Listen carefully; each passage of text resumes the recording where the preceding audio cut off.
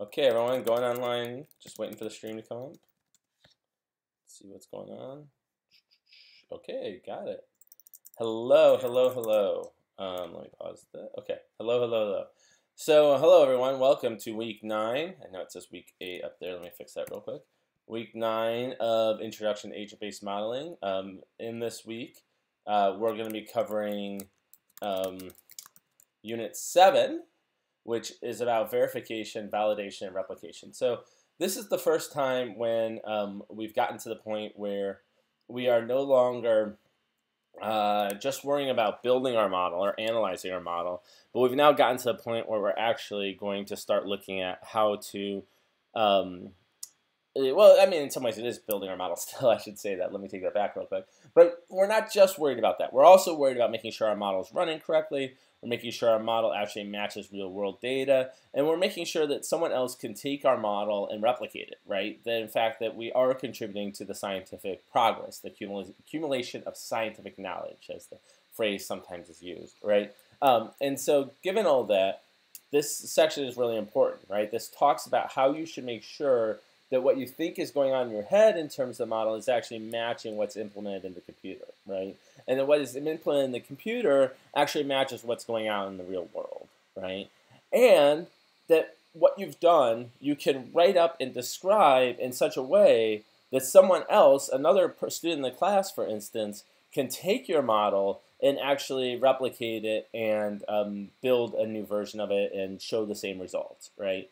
Because, you know, there's been a lot of discussion about reproducibility in science lately, but the truth of the matter is it's still kind of the gold standard. If I can't reproduce the phenomenon you found, it's not clear that it actually exists, right? The bedrock standard is I need to be able to replicate your model and replicate your general results in order to prove, to some extent, to lend a degree of certainty to that scientific finding, right? Now, that being said, right, I don't ever want to come off as trying to say that a model is verified or unverified, valid or invalid, replicated or unreplicated, right? There are degrees. This is a shade of degree thing, right? And we get into that in detail in this unit, right? I prefer to think of a model as being more verified or less verified, more valid or less valid, more replicated or less replicated, right? And so I hope that comes across. And if you have any questions about that, let me know.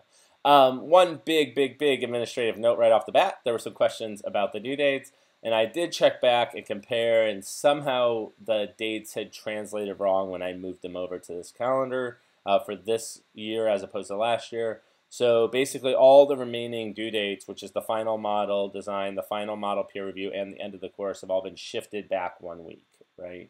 So essentially now, if you go to the Complexity Explorer website and you look at the final model design assignment, which is in Unit 6.5, I believe, trolling it up right now as I'm talking to you.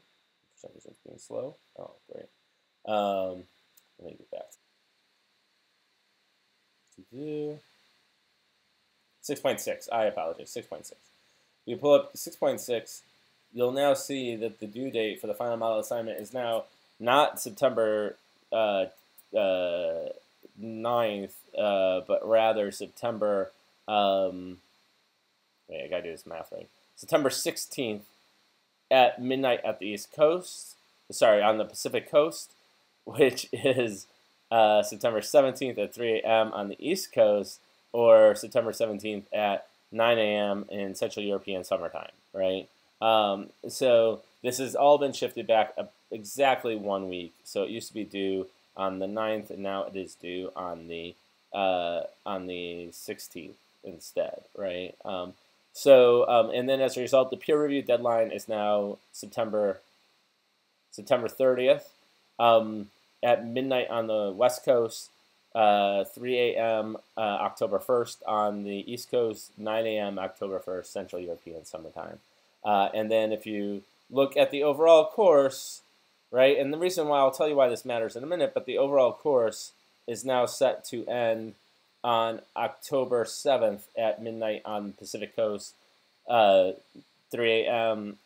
on the 8th on the East Coast, and 9 a.m. Central European summertime in Central European, Central Europe, Central and Western European, Western Europe kind of.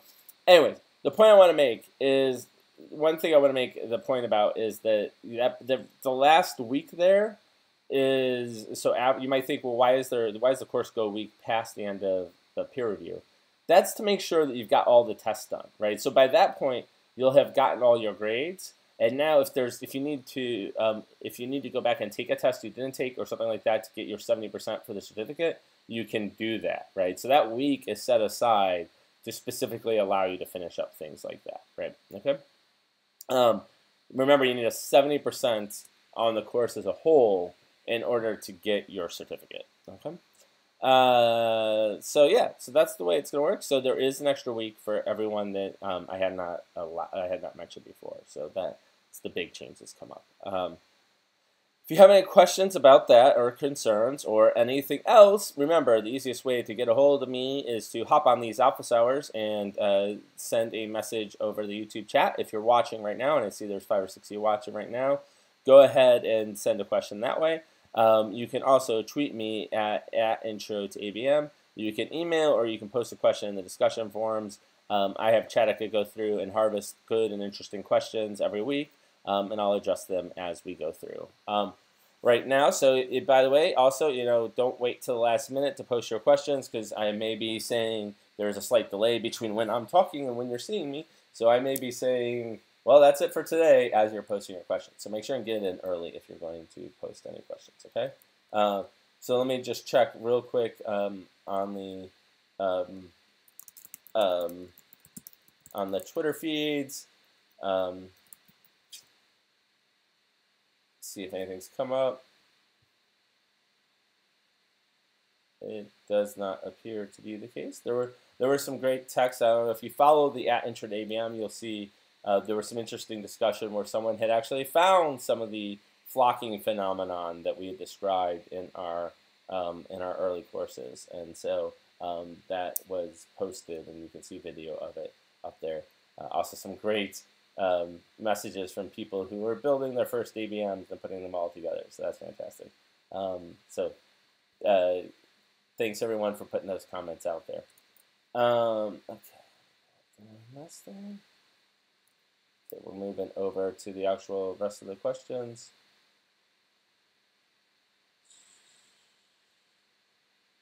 Okay. Okay. So, couple of questions have come in over the course of the week. Let me just post one real quick thing. So there's a question from Adam Bush on, is there something like NA or null that NetLogo knows to ignore? Does this work for all types of properties, Boolean integer? So that's an interesting question. There really isn't a general value. In fact, interestingly enough, let me see if this is still the case. If you were to go, let me pull up NetLogo for you. First, let me do that. So the question that is an interesting one because it also presupposes something that I don't think is true. A lot of other languages don't ignore null or don't ignore NA, right? They just they have processual procedures that allow it to deal with it in certain ways. So let's talk about the individual context that he's talking about it. For example, some patches in my model represent trees where the property alive determines whether they are alive or dead based on an integer value of 1 or 0. Since the empty non-patch trees model should neither be alive or dead, I'm wondering if I could set the value of the property alive to some NA value. So no, there isn't any way to do that. There isn't something that you couldn't ignore. I don't know of a language that really would allow you to ignore them like that. That's kind of interesting. If you have an entity, you need to somehow address it, right? That if it's something there. So let me point out. Like first of all, when you declare any variable in NetLogo, let me see if I can get this up. Yep. If you declare any variable in NetLogo, turn off my laptop camera and make this a little bigger. So if I were to say globals, or patches own, since that's the exact example, patches own alive, right? And I just do that and I don't do anything else, and then I inspect the patch.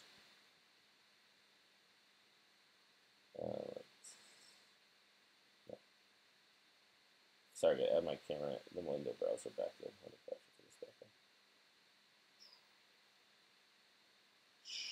Coming up with it, come on with it. Oh, is it doing that thing again? For some reason, my particular browser doesn't like showing the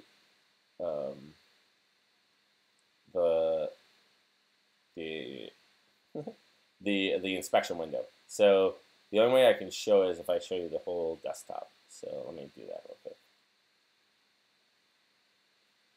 Okay. And this is going to be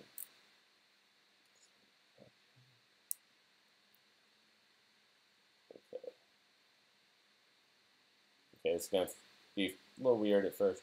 But as you can see, right, so I'm now capturing the whole display. As you can see, alive is 0, right? And unfortunately, I can't blow up the inspection window either, right? And in fact, if I were to add any variable to NetLogo, right? So furry, tall, or if I were to make it one without a question mark, right? My value, right? And then I go and inspect them. Oh, sorry. I go and inspect them, the patch. It's set to 0 for all of them. The default value for NetLogo is to set the variable to 0. But in general, it's not good to count on that. What I would count on is I would count on the fact that that you don't know what the value is set to. And that's good practice in any programming language, not just NetLogo itself, right? So that's what I would count on. So there is no way to kind of ignore some patches. You kind of have to do it around. I should also say there's one other thing in Adam's comment that bothers me a little bit, which is just that the standard way to address the fact that that something is either alive or not is not to use an integer value, but to use the Boolean value. So Boolean is a different type than integer, right? And so what I would do in Adam's case, where he has some patches that have trees, some patches that don't, and some that are alive and some that are not, what I would do is I would add 2 Boolean values to my patches. I would add a Boolean value of tree and a Boolean value of alive, right? And then, right, what I can do is I could do a setup where I say ask patches if random2 equals 1, set tree to true, right? So I'm going to set half of them to be trees, and then I'm going to say ask patches with trees, right? Set alive to true. So half the trees will be alive. And now I can say ask patches with trees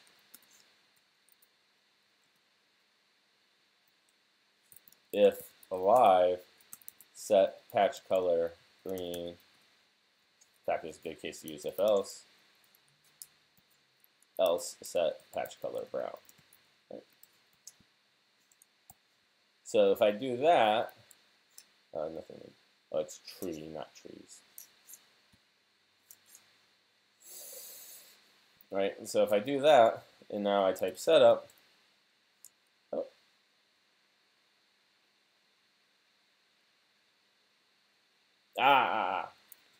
So I just ran into the very problem I was talking about. So the default is that everything is set to 0, not to alive or not to true or false, right?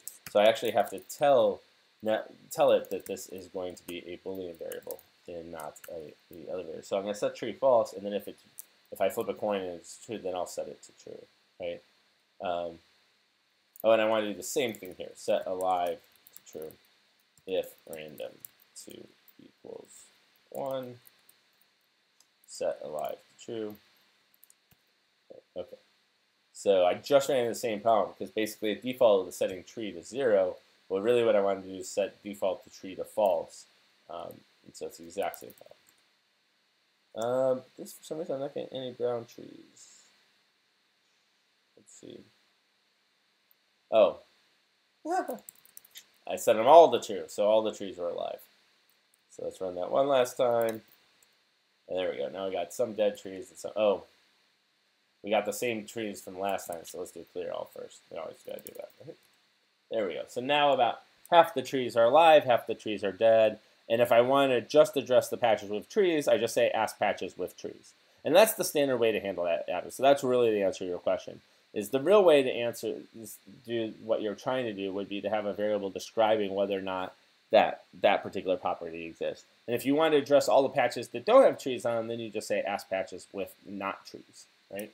And then you could have them do something different, right? So in fact, I could just say ask patches with not tree set color red, right? So now, oh, it's actually key color. So now I can use type setup again. And now it's red. That's really hard to see. That's really bad on the eyes. Probably bad for color blindness too. But I wouldn't recommend using my colors, but that basic idea is what I'd go after. Okay? So let's see what's the next question that's come up. So Ruben asks, in the final model assignment of the model of Unit 6, you have to send a model of its respective code in NetLogo, or you can also send a more refined model in PDF to be modeled. Okay, I think that's a question. That's sorry.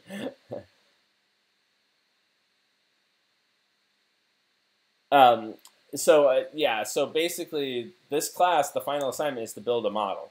I would much rather have you build a simpler version of your model that is not completely done, right, but is getting towards the direction you want it to, and have that be your final model turn-in, than have a model that doesn't work and a much more described model. As I mentioned, your grade is not determined based upon whether or not you achieve the goals that you personally have in your mind. Your grade is achieved based upon how well you describe what you try to achieve and how well you actually achieved it, right? So that's really the way you're going to think about this. So yeah, Ruben, unfortunately, what we want here is we want to see some actual coding. So we want you to actually write the model up and submit that. Okay. There's been some trouble with the R code in the lectures. People having trouble with read CSV working, things like that.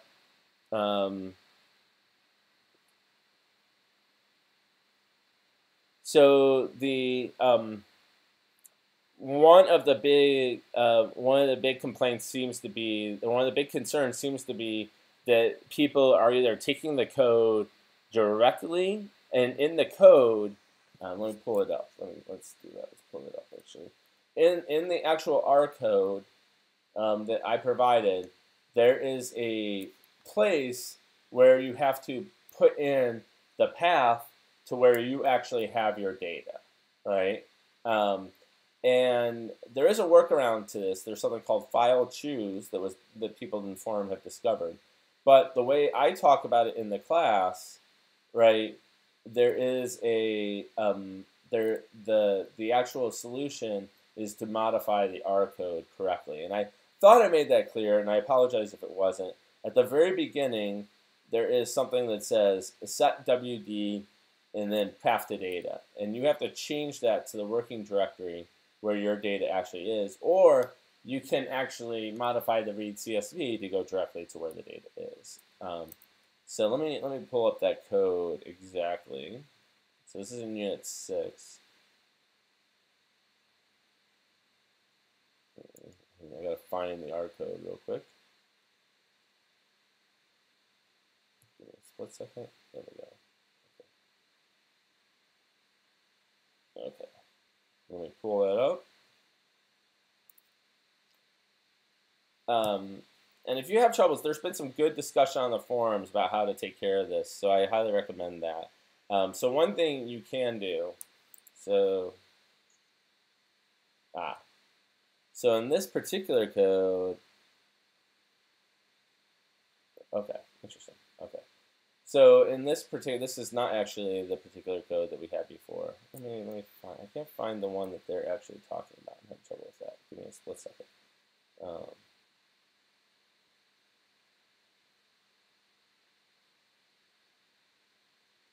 Trying to get the original R code that has in it, because the code I'm having doesn't actually have the problem that they've run into. Okay, maybe it's one of the later ones. Okay. I was looking at the first one that had it in it, but it's not that one. Same code. It might be this one. Nope, it's not that one. Okay.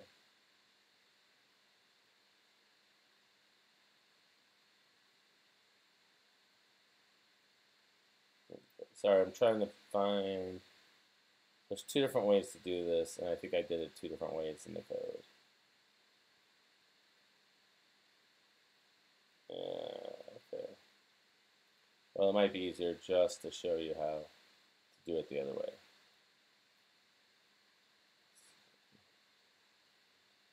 This is in Unit 6, right? Okay.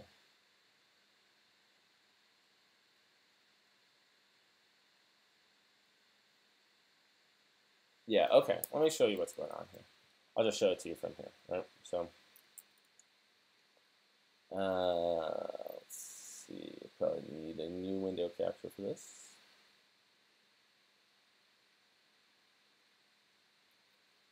So here's the code, for instance, for analyzing the network data in Unit 6.4, right? And you'll notice at the very top here, there is this piece of code that looks like this.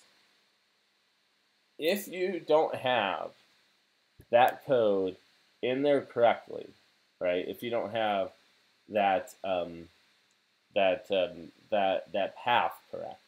So in my particular case, it's the path for where my particular do this is you can put in a set working directory /user/wran/desktop in my case, right?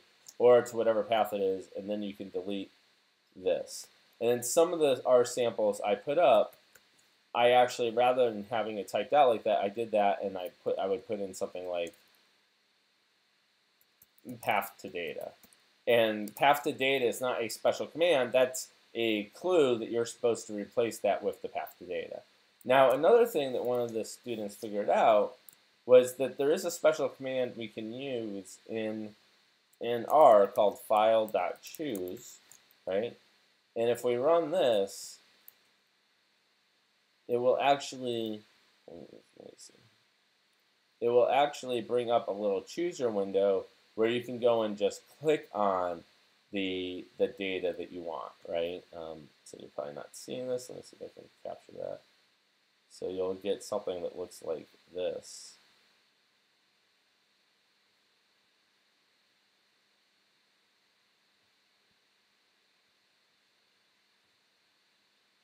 Let me try this. All this to look at once. R and my OBS thing are both. So you get something that looks like this, right? That allows you to choose the file. So that's another way. If you don't want to mess with getting the path right, you can always just use file.choose instead, right? So I'm going to cancel this if I can. I'm beach balling a little bit. Sorry, everybody.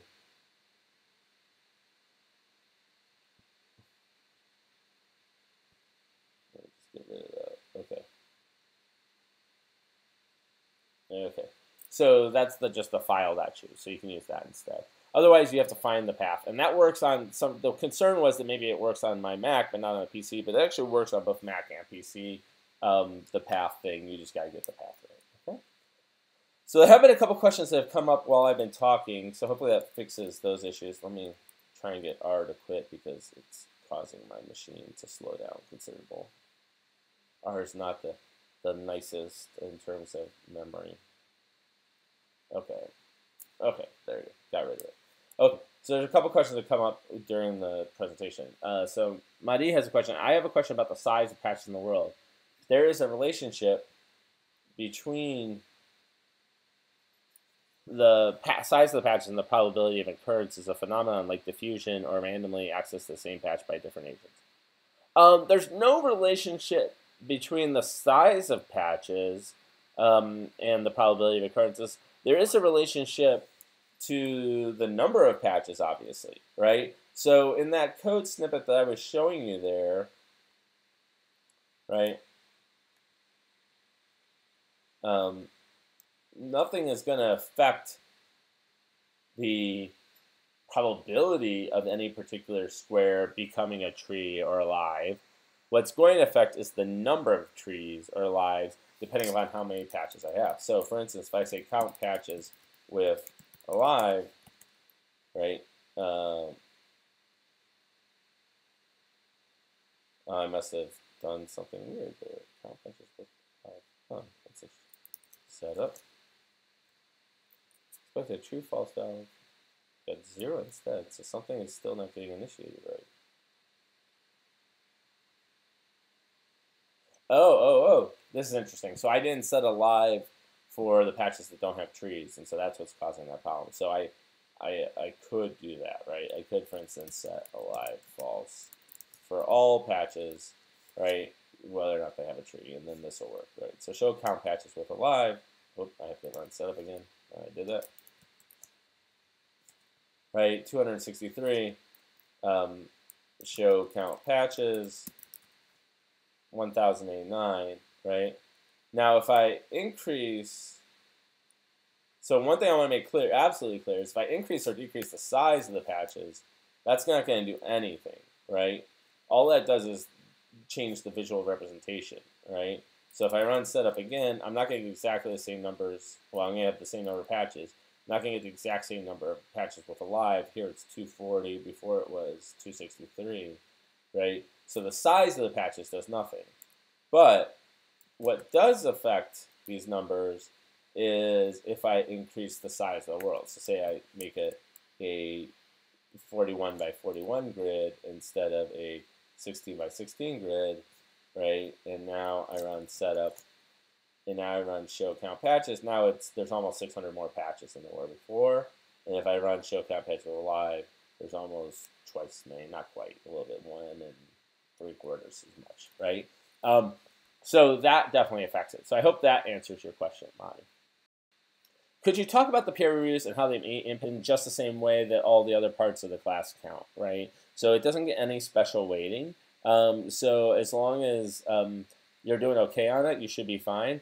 If we get to that point and your grade is slightly below what you need to get the certificate, and you feel that there was some concern with the way your final project was graded or your design assessment was graded, please email us and let us know. Right? Well, we can definitely review those individually, but we only do it if it looks like it's going to affect your final grade. Right? So if that is the case, definitely let us know. We will make sure that we will take a look at it, right? Oh, I just realized you're not seeing me; you're seeing the NetLogo window, right? So yeah, I want to make sure you're looking into my eyes when I say this, right? So we will definitely take care of you, right? So make sure if there is a concern along those lines, if you feel like for some reason some of the peer reviews weren't quite as good as some of the other ones, and that affected your ability to get your certificate, let us know. We want to know those kind of things. In general, we've been running this class as the third iteration of this class.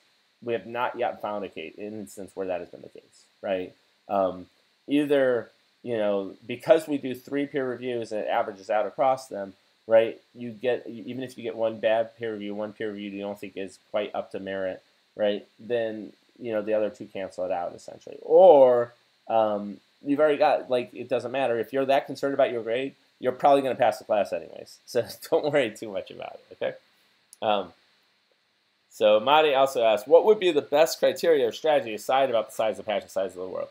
Size of patches is totally up to you, right? Like the how many pixels, that is just a visual concern, right? And so honestly, I usually set the size of the patches such that on a reasonable display, I can see all the patches for the size of the world that I want, right? Um, uh, so yeah, so that's definitely up to you. Size of the world, it really depends, right? Like, so the size of the world, the number of patches in the world. Well, first of all, let me make one thing clear. If you're not using patches, it doesn't matter at all, right? So if I have a total network-based environment where the agents are just connected over networks, who cares how many patches there are in the world, right? Because I'm not actually using the patches. Really, it's just a visualization environment. If I'm doing something like displaying GIS data on top of the patches, right, then I might want to make a patch equivalent to whatever the smallest unit I have in my GIS data is. And we'll get into that more in units 8 and 9 when we start to talk about some of the complexities of additional data that you can add in. Okay. It really depends. I would think that my standard criteria, honestly, I accept the defaults that NetLogo gives me most of the time, unless I find there's an issue. Like sometimes I need a rectangular world. Sometimes I need more of a rectangular world that's up and down as opposed to landscape, right? And so I'll change it around. But very rarely do I modify those for most of what I do. What is the syntax for 5 agents and 45 more, but the first have greater value and are not random, while the 45 can be random and with less value? From Myra Castro, right? Myra Angelica Castro. So let me see. I think I know what you're saying. Let me see if I've got this right. All right, and if I'm wrong, let me know. Okay. So let's imagine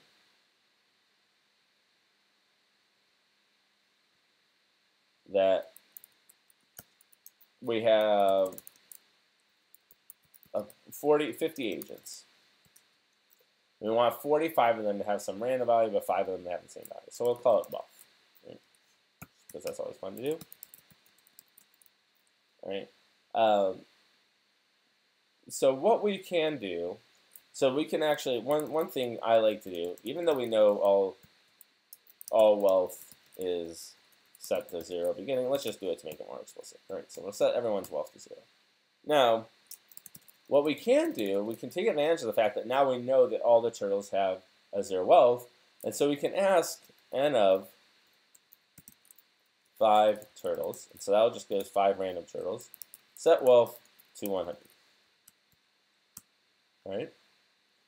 And now we can ask turtles with wealth, sorry, let me do the syntax right, with wealth not equal to 100. So all the turtles who I did not just set, right? I could also probably have said with wealth equal to 0. Actually, with wealth equal to 0, I like a little bit better, and I'll tell you why. I like it better because it basically is saying, tell me all the turtles who don't have their wealth set yet, right? In fact, if we want to be more explicit, right, let's imagine you can have wealth of 0. You can't have negative, well, you could have negative wealth, but let's imagine you can't have negative wealth, right? Then we can ask turtles with wealth equals -1, right? And we can set their wealth to random, to let's say 10 plus random 50, right? So, and just to prove to you that we did this correctly, let's ask the turtles with wealth equal to 100 again to set their size to 2. And we'll ask the turtles, we'll ask all turtles to set their label to their wealth. So if we hit setup,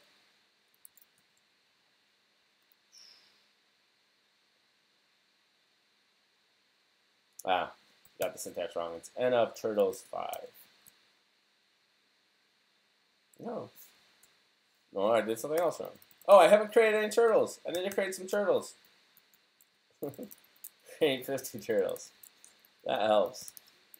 By the way, the first command worked fine because it's asking all turtles, and you can ask the set of no turtles to do something. And the second command failed though because I wanted specifically 5 turtles and I can't find 5 turtles. Create 50 turtles. Wow. Okay, there you go.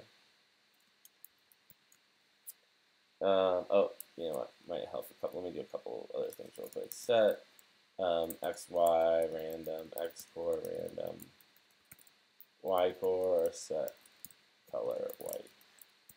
Okay. Just to kind of make it all a little bit uniform looking. And let's get rid of that big world I had set up, right? So.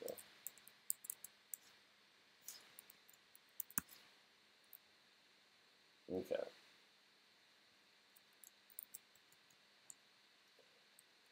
So I don't know how well you can see it. Let me blow that up a little bit and make it a little bit more obvious to you.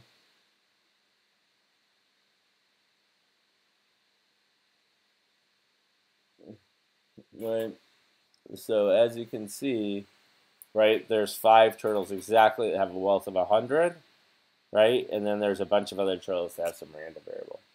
So I hope that helps, Myra. I hope that's what you were looking for. Let me know if I can help you out with anything else. Let me pull it. I'll put the code up there a little bit while I go on to look up the next question so you can take a look at what I did. Right? So the big trick that I did there, let me just reiterate it, was I used a variable. I set a variable to a negative value as a way of indicating that the variable had not been set yet. Right? I then went through and set that variable to a specific value for the fixed turtles I wanted to. And then I could use the fact that now I have 5 that have a fixed value and the rest still have the value set to -1 to then address the rest of them, right? And this is why with is a very popular, and you saw that in the patches example I went over today as well. With is a very popular, powerful operator. Okay. So Pradesh was using incone, and incone is a command that allows you to look forward in your radius quite a bit, right? And they were saying that incone was slowing down the system. It is very true. Incone is one of the slower commands out there, right? So I would it is hard to do. A much faster command and one that Chadika recommended. Right? Oh, let me pull my window back up. So incone is a command that basically says, okay, as a turtle, look forward, and anything in this cone in front of you, I want to grab all the turtles there, right? It's a really slow command because it has to compute that cone and figure out how many turtles are in there. In general, if you're doing things on a patch-based setup, it's going to be a lot faster. So I can do patch ahead, for instance, and I can even do patch at and look at patches relative to where I am. And I can build up kind of an incone using patch at, right, to get the patches that patches are at and the set in front of me. I can then grab that patch set and then ask if turtles are on that patch set. That's going to be much faster than incone because incone is actually kind of trying to take into account other options and what's going on, right? I would highly recommend using the patch at command. So let me show you real quick an example of that. Now I gotta change the window so it's not so huge anymore.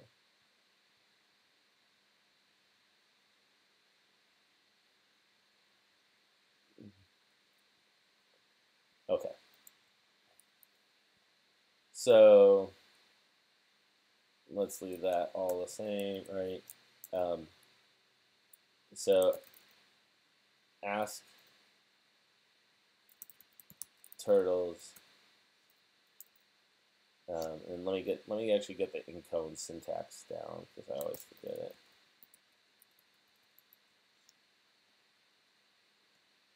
No, I want to just go with dictionary. Let me pull it, see if I got.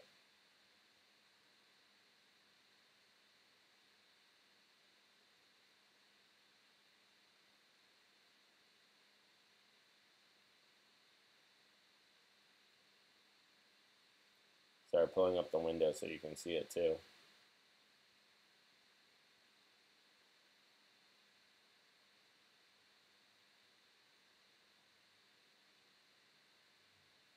It's taking me a bit.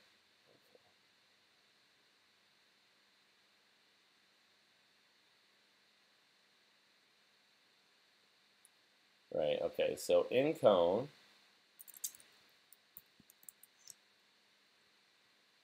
if we look at it, it's gonna ask for some region in this set, right? And because of the way it's set up, it's going to actually have to compute what is in that code. So in this particular case, right, we'll steal this code.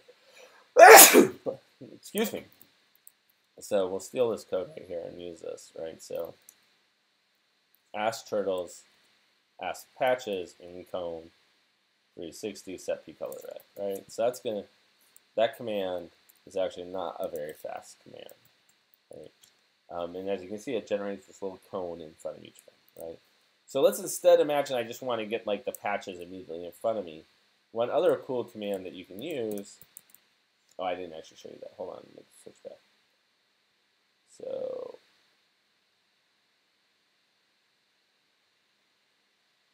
right, so I pasted that code in from the window, and then I run it, right, and you get these little cones that appear in front of them where the patches are red, right? So another command that's similar but a little bit more efficient, right, is this patch at command. So patch at reports the patch at something relative to the caller, right? And there's a bunch of them that are really easy: ahead, left ahead, and right ahead. And I like those ones, right? So one thing I can do, if I want to just make like a vision cone of the 3 patches directly in front of me, I can do something that's super fast, and I can just say ask turtles set vision cone, or let vision cone be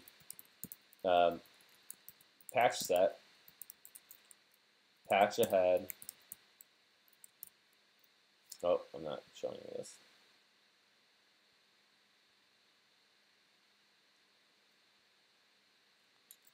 Patch left and ahead, patch right and ahead. And let's say we want it to have just a,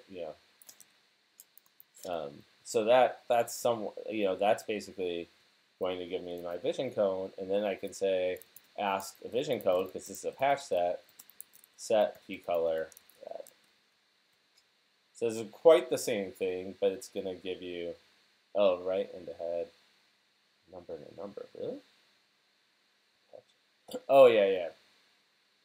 Patch, so patch right and ahead is like, you have to give it the degree, so how far to the right and ahead it is.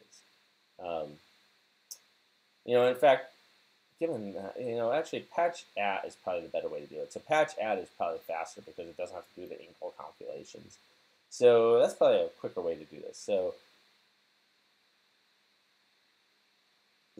now the problem with this is that it is assuming the dx and dy are north and east. So it will always be in the same way, right? This is a tough one. Let's do this one. So let's just do patch at head 1, right, which will be the first patch, and then patch left and ahead, which will be the angle and the distance. So we can do 90 and 1, and we can do 90 and 1. Right? So now this code is giving you a smaller vision cone. It's actually just kind of directly ahead of you, but it kind of still works, and it's much more efficient than cone, because in cone does a lot of calculations. Okay. Let's see. So Adam asks, can multiple unique links between 2 agents be created? Yes. They cannot be the same link breed, right? So you can't create 2 links of the same link breed, but you can create 2 different links between 2 agents of different link breeds. And the other thing is that you can't. So if you have multiple breeds, if you have multiple breeds, right, you can definitely get the quotes. You can definitely get it to work, right? So let's take this code because we already have it, right? And let's say ask turtles. Oh, I gotta show you my window. Ask turtles create link with one of other turtles. Or even better, let's do let target be one of other turtles, right?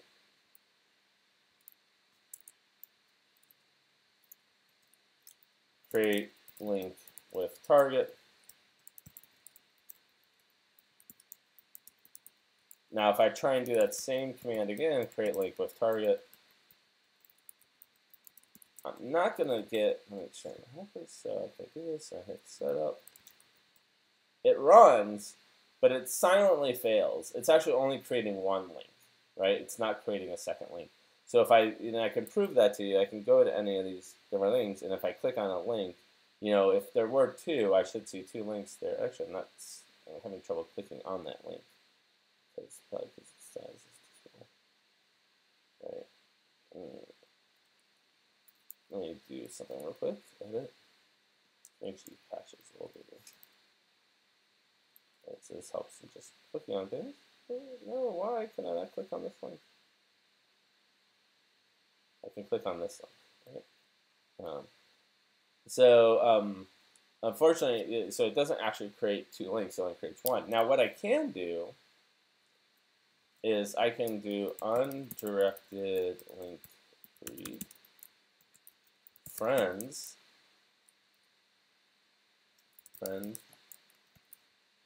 think it's friend, right? And I can say create friends with target, right? And now if I type setup,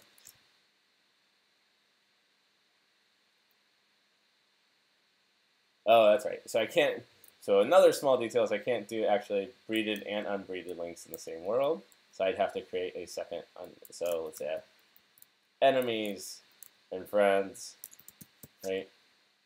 So I can create enemy with create friend with target. Right? Okay.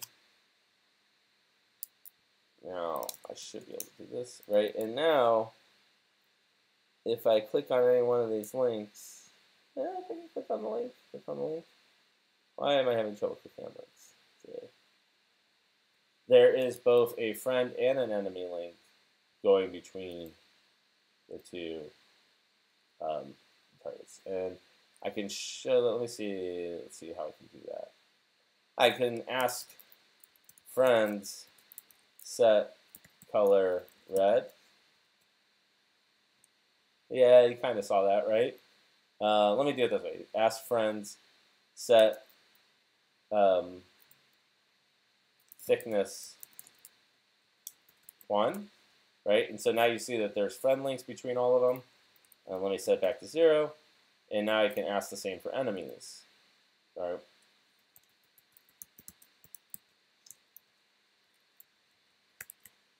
And now you see the enemy links are there, right? So yes, you can have multiple links, but they have to be two different breeds, right? You don't have they can't be the same breed, and in fact, you can't mix links and non-links. So hopefully that answers your question, Adam. Okay, finally,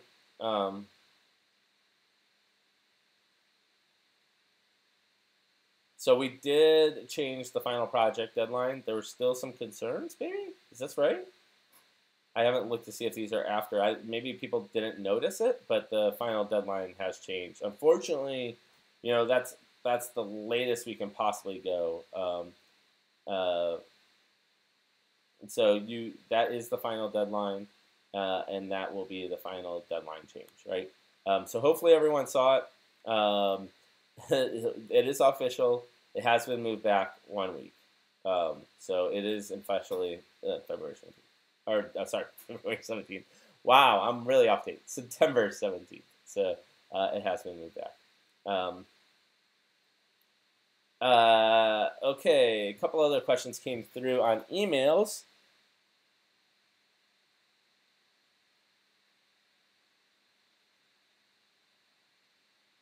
Okay. There was a question, and this is always a great question to hear. Apparently, Amazon is out of stock of our book, my book with Uri, right? Let me find it real quick. and show you. And people were asking for alternative places to buy it. That's weird. I don't know why you would possibly think that I'm not interrupting the anti-vibrating system. It was out of stock, and maybe it is in stock in the U.S. I'm looking at the book right now. There are a couple other options you do have if it's out of stock there. MIT Press carries it, so you can order it directly from MIT Press, and it's also available in Kindle editions, so you can also order it on the Kindle, right? So those are your best solutions to getting alternative copies of it if it's out of stock in your country, right? Anyways, I hope everything else is good with everybody. Let me just check to see if there's any last minute questions. I don't see anything else has come in. Good luck with all of the final project models and everything like that. But yes, the truth is the deadline has been extended by a week. So that hopefully is going to help out some of you. Yeah, I think that's it for this week. Have fun working on your projects, and let me know if you have any questions or concerns. Take care.